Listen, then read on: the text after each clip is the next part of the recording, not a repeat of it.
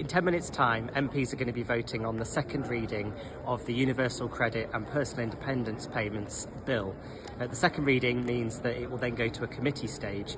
I know lots of you have been asking, how will I vote on this bill? And it's been in the media a lot over recent weeks. And you'll probably be aware that my name was on the reasoned amendment last week that sought to block the bill.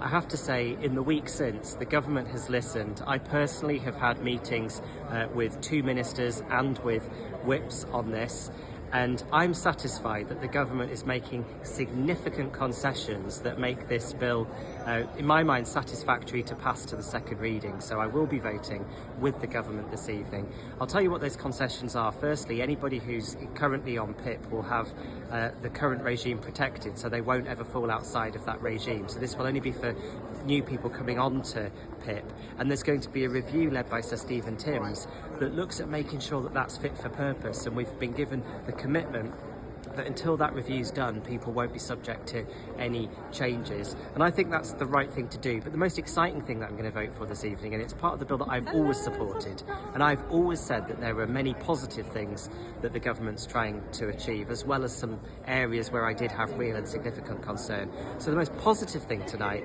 is that we are voting to mandate the Secretary of State to increase the standard rate of universal credit every year for the next 4 years above the rate of inflation, meaning that a couple right now on the living wage can expect to see their household income increase by over £1,000 by 2029-30. There's 11,900 households in Bishop Auckland in receipt of universal credit. So this is really significant boost for working people. And I've always said that it's those working people who roll up their sleeves, put in a shift every week and do so with low pay. They're the ones who've actually suffered the most through a decade and a half of austerity. So it's absolutely right that we protect the incomes of working people, whether that's through free breakfast clubs and the rollout of free school meals to everyone on universal credit, the warmer homes discount, the increase in the living wage and the minimum wage, and now these changes to universal credit.